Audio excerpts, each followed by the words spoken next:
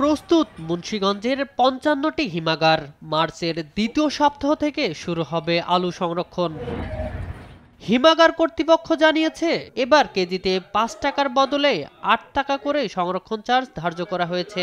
এই বছর cold store ভাড়া বাড়ানো হয়েছে, এটা সঠিক না। কারণ হলো কোল্ড স্টোর ভাড়াটা বাড়ানো তো একটা এককভাবে কোনো কোম্পানি এখতিয়ার না। ভাড়া হইল আপনার বৈদ্যুতিকের জন্য, ভাড়া বাড়ে গ্যাসের মূল্যের জন্য, ভাড়া বাড়ে তেলের জন্য। এগুলি প্রতি বছর সরকার কর্তৃক বাড়ানো হচ্ছে। কোম্পানি বেশি টাকা দিয়ে এগুলি ক্রয় করিয়া মেশিন চালাইতেছে।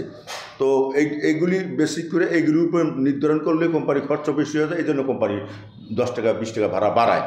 অ্যাকচুয়ালি আলু মূল্য 500 টাকা বস্তা দিকে কমাই দিব আর 5,000 টাকা বস্তা দিকে বাড়াই দিব, তা না। এটার কোনো সিস্টেম না। কোনো মালিক যে কম নিতে চায় তার মতো না করবো না। এটা ব্যবসায় তো কোনো নেই। তো আপনি কম নিলে তো দোষের কিছু না। তবে অধিকাংশ পড়ছে 60 টাকা নিয়েছে। এদিকে কৃষকরা বলছেন, সার, কীটনাশক ও শ্রমিক মজুরি বাড়ায় এরই মাঝে উৎপাদন খরচ কেজিতে 30 টাকার মতো দাঁড়িয়েছে।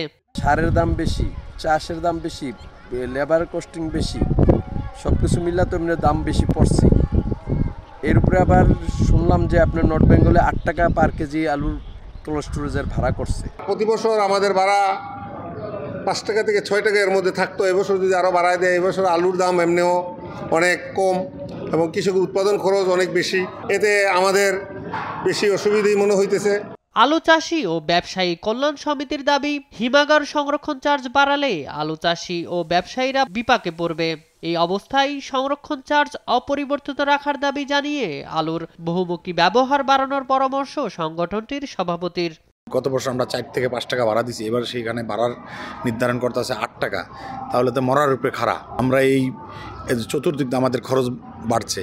পর্যাপ্ত আলু, এই আলুর বহুমুখী ব্যবহার বাড়াইতে হবে। সেই হিসাবে আমাদের এই আলু বিদেশে এক্সপোর্ট খুব জরুরি। আলুর ন্যায্য মূল্য নিশ্চিতে সরকারিভাবে আলু ক্রয় করে সংরক্ষণের প্রস্তাব মন্ত্রণালয়ে পাঠানো হয়েছে বলে জানিয়েছে স্থানীয় কৃষি সম্প্রসারণ অধিদপ্তর। যেহেতু অনেক বেশি জমিতে আলু আসলে বপন করা হয়েছে, সেক্ষেত্রে আলুর দামের একটা বিষয় চলে আসে। তো আমরা একটা প্রস্তাবনা ইতিমধ্যে মন্ত্রণালয়ে প্রেরণ করেছি।